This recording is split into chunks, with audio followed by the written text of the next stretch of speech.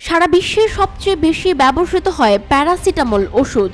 জ্বর, মাথা ব্যথা, সর্দি, সাধারণ ব্যথায় এর জুড়ি মেলা ভার। সহজলভ্য ও কার্যকর হওয়ার কারণে এটি প্রায় প্রতিটি বাড়িতেই মজুদ থাকে। ছোট্ট এই সাদা ট্যাবলেটটি দেখলে মনে হয় খুবই সাধারণ কোনো কাঁচামাল দিয়ে তৈরি, কিন্তু না, এর পেছনে রয়েছে জটিল রাসায়নিক প্রক্রিয়া এবং আন্তর্জাতিক কাঁচামাল সরবরাহের একটি বড় চেইন। দর্শক, চলুন তবে জেনে নেওয়া যাক প্যারাসিটামল রহস্য। প্রথমেই আসা যাক মূল প্রশ্নে, প্যারাসিটামল আসলে কি দিয়ে তৈরি? প্যারাসিটামলের মূল উপাদান হলো প্যারাহাইড্রক্সি অ্যাসিটানিলাইড। এটা এক রাসায়নিক যৌগ।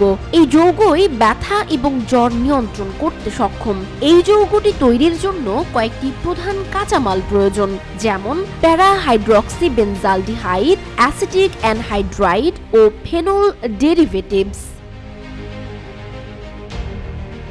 এবার জানবো এসব কাঁচামাল কোথা থেকে আসে। প্যারাসিটামল উৎপাদনের কাঁচামাল প্রধানত আমদানি করতে হয়। চীন এবং ভারত এই উপাদানগুলোর সবচেয়ে বড় সরবরাহকারী, কারণ এই দেশগুলোতে রাসায়নিক শিল্প ব্যাপকভাবে উন্নত এবং কাঁচামাল তৈরির খরচ কম।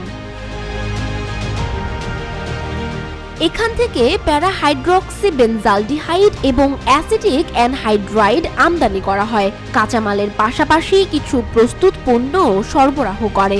স্থানীয় ফার্মাসিউটিক্যাল কোম্পানিগুলো এই উপাদানগুলো আমদানি করে এবং নিজস্ব কারখানায় প্যারাসিটামল তৈরি করে।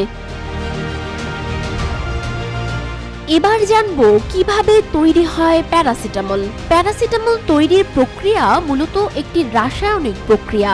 সহজ ভাষায়, প্যারাহাইড্রক্সি বেনজালডিহাইড এবং অ্যাসিটিক অ্যানহাইড্রাইডকে রাসায়নিক বিক্রিয়ার মাধ্যমে মিশ্রিত করা হয়। এই মিশ্রণ থেকে প্যারাসিটামল পাওয়া যায়। এটাই পরবর্তীতে ট্যাবলেট বা সিরাপ আকারে রূপান্তরিত হয়।